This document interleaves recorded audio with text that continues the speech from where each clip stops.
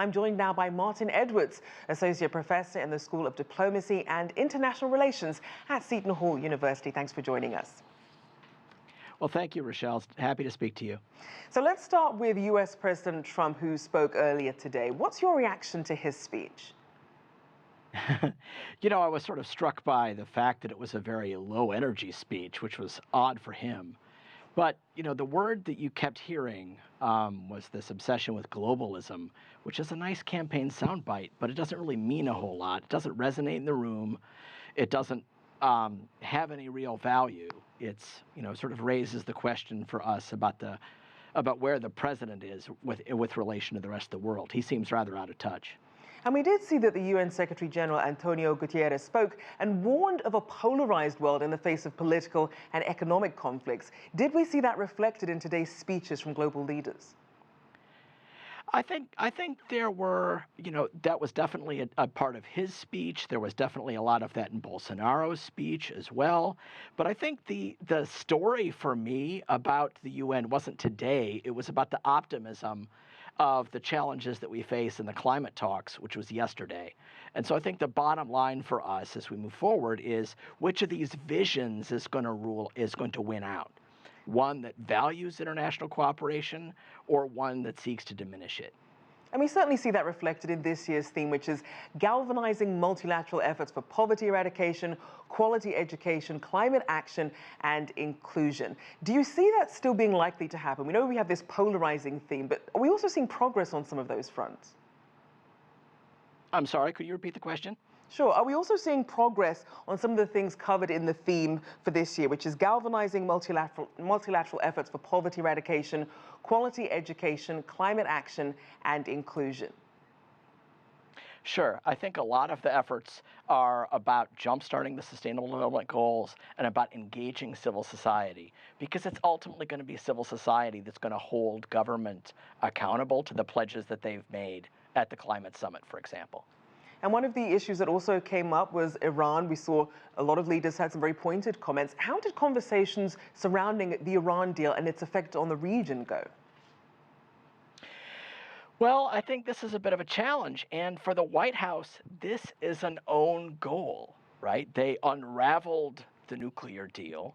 So while there's a discussion now about Iran's potential complicity in the Saudi oil field attacks, it does raise the question how the U.S.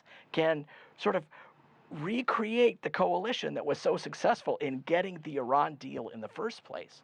And it's not clear that this White House has a real plan to do that. And it can be tough when you have a lot of domestic home issues and then you have to sort of go to the UN and look at some of these global challenges. For example, Prime Minister Boris Johnson just today suffering another defeat at home in the UK for suspending Parliament unlawfully, according to the UK Supreme Court. To what extent is Brexit overshadowing other issues that are important to the UK? Well, I think, I saw in the news feed this morning all sorts of folks who study politics in Britain that sort of realize that they're in this time of turmoil right now. And it does raise questions about the value of how willing the UK is going to be to cooperate with other countries.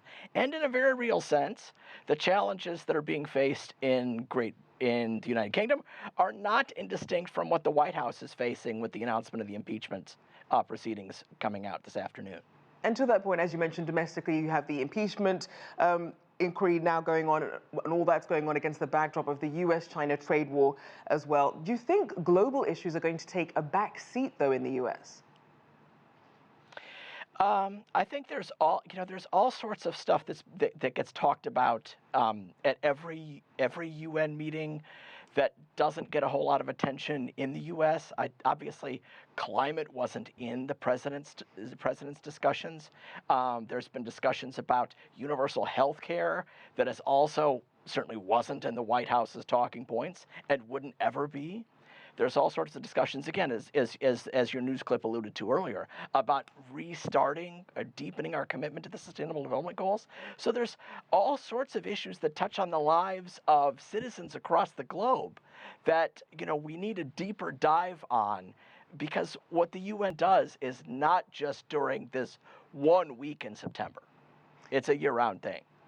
And we also know that China's State Councilor and Foreign Minister Wang Yi, he also spoke at the UN today. What were some of the biggest takeaways there, and what are the expectations when he appears on Friday?